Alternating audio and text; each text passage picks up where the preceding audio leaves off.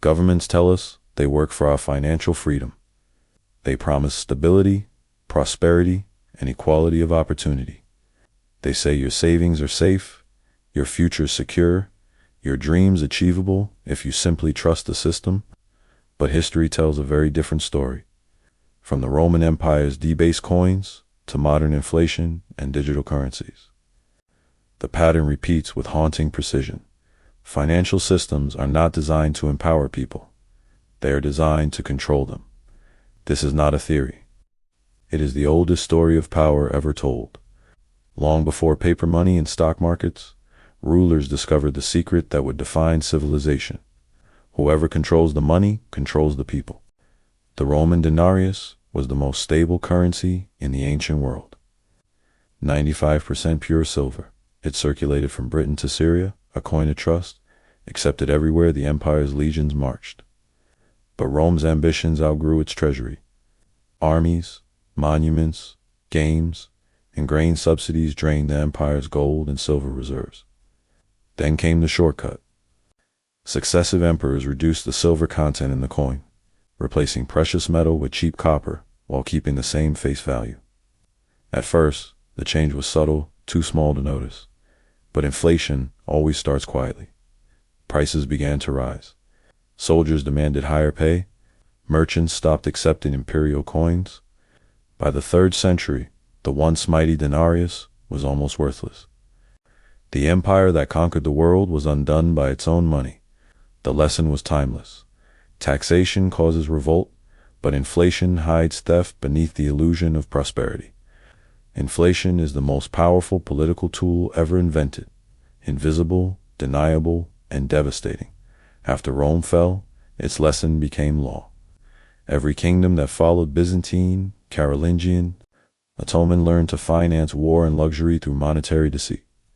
Medieval kings literally clipped coins, shaving silver from their edges before reminting them. The public accepted the new coins because they looked the same, but every clipped edge was stolen value. By the Renaissance, entire economies had been reshaped by this hidden tax.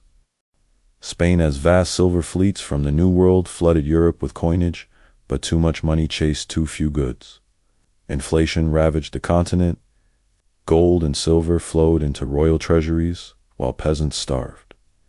It was the same trick in a new age.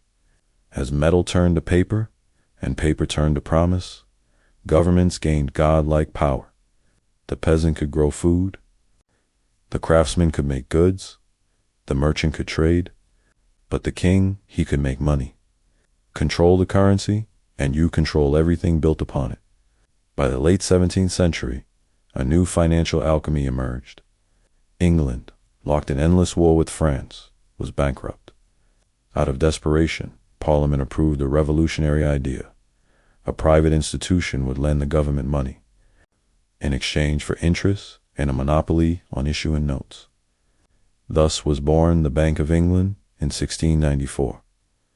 It was the beginning of modern central banking, in the moment when governments learned how to turn debt into money itself. The formula was simple. The bank created paper notes. The government borrowed them. The public paid the interest through taxes. From that day forward, money was no longer tied to reality, it was tied to promises. Every note was a piece of debt, circulating as if it were wealth. It was genius and poison. Over the next 2 centuries, the system spread across Europe. France, burdened by royal extravagance and constant war, tried the same experiment. In the early 1700s, the Scottish economist John Law convinced the French crown to adopt paper money backed by colonial land speculation. It became the Mississippi Bubble, the first great financial mania of the modern world. When it burst, France was ruined. Confidence collapsed. Fortunes evaporated. And yet, just decades later, during the Revolution, the French tried again, printing assignats backed by confiscated church property. Once again, they promised it would bring equality and prosperity. Once again, it ended in hyperinflation, famine, and blood. Every age thinks its printing press is smarter than the last. Every age learns the same hard lesson.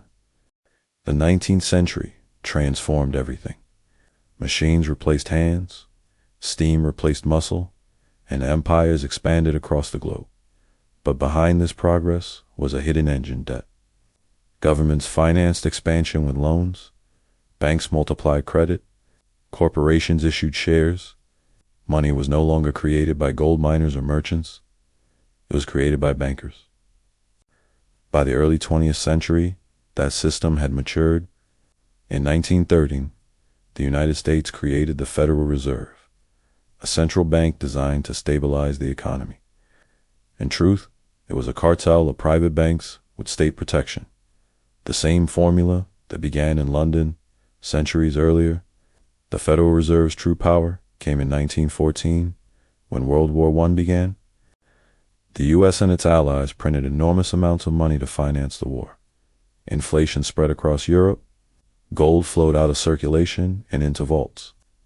After the war, the world was buried in debt. Germany, crushed by reparations, printed money to pay its bills. The Weimar Republic created so many marks that prices doubled every few days. Housewives burned banknotes for heat. Children built kites from worthless bills. By 1923, $1 was worth 4 trillion German marks. The middle class, the savers, the workers, the responsible, were wiped out. Their savings vanished, their faith destroyed. Within a decade, economic desperation paved the road for dictatorship. Hyperinflation is not just an economic failure, it's a social weapon. It destroys trust, wipes out history, and prepares the ground for tyranny. Governments know this. They always have. After World War II, the U.S. and its allies built a new system to prevent such chaos: the Bretton Woods Agreement. The dollar would be tied to gold, and all other currencies would be tied to the dollar. It was stability enforced by American power. But power breeds temptation. By the late 1960s, the U.S. printed more dollars than it had gold to back them funding wars in Vietnam and social programs at home. Foreign governments, led by France, began demanding their gold back. In 1971, President Nixon ended the charade. He temporarily suspended the dollar-esque convertibility into gold, a temporary measure that became permanent. The dollar became pure fiat, money backed by nothing but faith and force. It was the largest default in human history, hidden behind a television announcement, and it changed everything. Once money was freed from gold, restraint vanished. Governments could spend without saving, borrow without limits, and create currency from nothing. Inflation became the silent partner of democracy, a way to buy votes today with the labor of tomorrow. In the 1980s, easy money fueled stock booms and property bubbles. In the 1990s, Japan's central bank printed trillions to rescue its own markets, creating a lost decade. In the 2000s, debt became the global drug of choice. Cheap credit flooded the world. Consumers borrowed for homes they couldn't afford. Corporations borrowed to buy back their own shares. Governments borrowed to fund welfare and war alike. The 2008 collapse was inevitable. The system froze.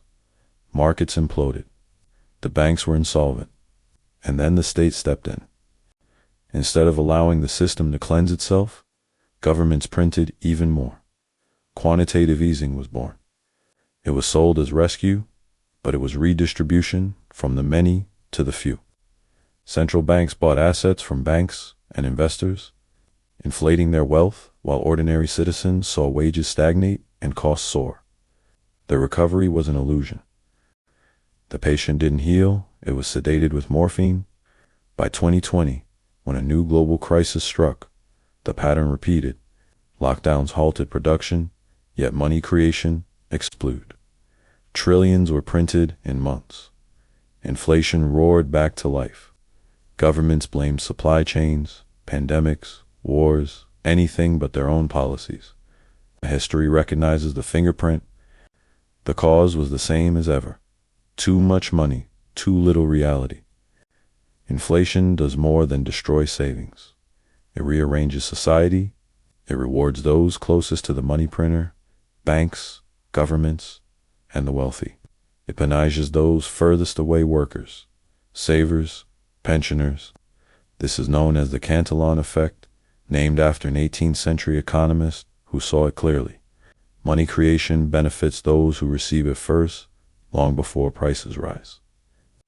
In every age, that has meant the same class of people, rulers, and financiers. Inflation doesn't level society, it stratifies it. And as prices rise, the state gains power. Because inflation drives citizens to borrow more, depend more, and question less. When you're trapped in survival mode, you don't have time to challenge the system. Debt becomes a leash. Students begin adulthood already enslaved to loans. Families spend decades paying mortgages that never shrink. Retirees watch pensions lose value faster than they can spend them. And all the while, governments claim to fight inequality. They aren't fighting it. They're creating it. Every stimulus package, every bailout, every monetary intervention is a transfer of wealth disguised as compassion. And the public, exhausted by inflation and fear, accepts it as salvation. Propaganda completes the cycle. The language of control is always the same. Stability, security, growth, resilience. They never say control. But control is always what it means. Now, money is entering its final form code. Central bank digital currencies promise a new era of efficiency, transparency, and financial inclusion. But behind the marketing lies the next evolution of control. A digital dollar, yuan, or euro is not just currency, it's data. Every transaction can be tracked, analyzed, and manipulated. In a world of programmable money, financial behavior can be shaped in real time. Spending limits, expiration dates, and behavioral incentives become simple software settings.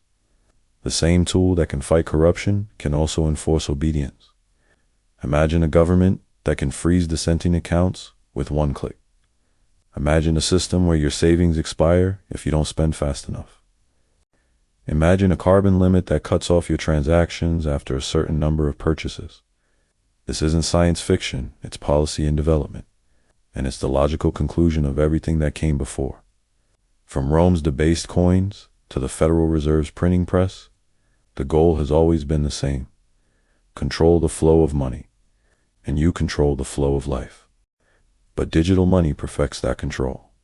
Cash can be hidden, gold can be buried, but code obeys. And obedience is the ultimate currency of power. So what can we do? The answer is not revolt, it is awareness. Financial literacy is rebellion in slow motion. It dismantles illusions. It reveals the strings behind the puppet show. Real freedom begins with understanding that your wealth is not what you earn and it's what you keep after inflation, taxes, and manipulation. Governments can print money, but they cannot print value. Value comes from skill, production, and trust. The ancient triad that has outlasted every empire. In times of collapse, the survivors are those who own what's real: land, tools, trade, community, and knowledge. When Weimar burned, it was the farmers who fed the nation. When Argentina defaulted, it was the entrepreneurs who adapted. When Lebanon's banks froze, it was the craftsmen and traders who endured. Freedom is not the absence of control, it's the presence of autonomy. Reduce debt, reject dependency, invest in things the state cannot create and therefore cannot destroy. History's cycles cannot be stopped, but they can be understood. Every empire falls the same way, through arrogance, debt, and decay. Every people suffers the same way, through faith and promises that were never meant to be kept. The illusion of freedom is always built on control.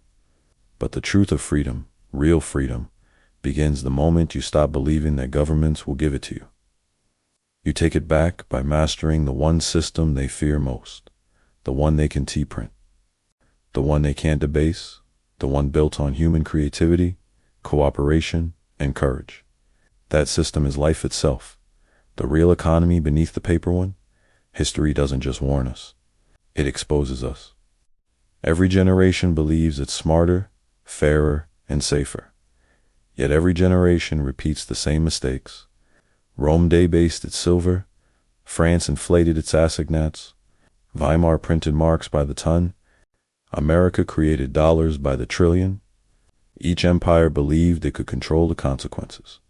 Each empire fell believing the same lie. Governments say they work for your financial freedom, but history proves they work for their survival. Freedom is not given. It is built quietly, individually, defiantly. When you control your own money, your own labor, your own time, you control your destiny. Everything else is an illusion.